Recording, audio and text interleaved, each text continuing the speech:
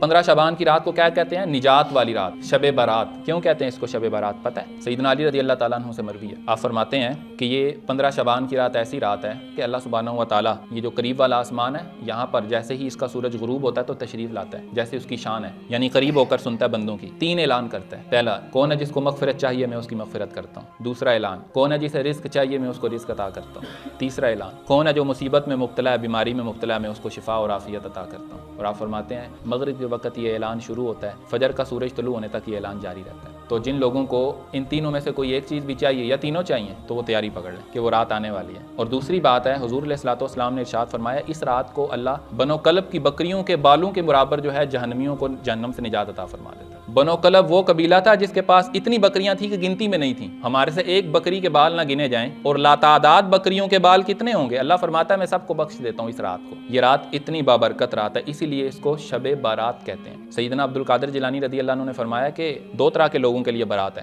بدبختوں کے لیے یہ برات ہے کہ اللہ ان کو معاف کر دے گا، اور ایک برات اللہ کے دوستوں کے لیے بھی ہے۔ اللہ کے دوستوں کے لیے یہ برات ہے کہ اللہ ان کی مشکلیں آسان کر دے گا۔ تو جو مشکلات میں ہے نا وہ بھی تھوڑے خوش ہو جائیں، کیونکہ جو اللہ کی طرف سفر کر رہے ہیں، اب سیدی عبد القادر جیلانی رضی اللہ عنہ پیران پیر ہیں، تو یہ بارات کی رات آ رہی ہے، کچھ اللہ کے دوست ہیں وہ بھی خوش ہو جائیں اور جو گناہگار ہیں وہ بھی خوش ہو جائیں، سب کے لیے برات ہے۔ ہفتہ وار لیکچر میں شرکت کے لیے اپنے قریبی برہانیہ کے سینٹر میں تشریف لائیں۔